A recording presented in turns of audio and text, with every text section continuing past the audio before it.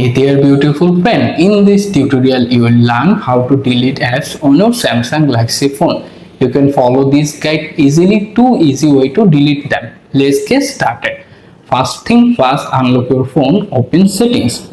Once you are in settings, scroll down slowly, locate the apps or application option, click on them and wait to open the next page. After this page is open, scroll through the page. Here you can see all the pre-installed apps listed there. Simply find the exact app if you want to delete. For example, I am delete this cam scanner app. Simply tap on their name to open the next app info page. After that, look at the bottom menu bar. You can see various options. Find the uninstall button, tap on it once, then confirm by tap uninstall again, and you have successfully uninstalled the app your phone. However, if you decide to quickly uninstall apps your phone, don't worry, this is available. So go back to your home page, open the app door. Here you can find the app if you want to uninstall.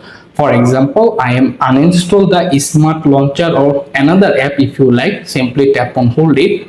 From the pop-up menu, select uninstall, then confirm by tapping uninstall again, and you have successfully done. Hope this guide will help you. Please subscribe to my channel. Also like this video.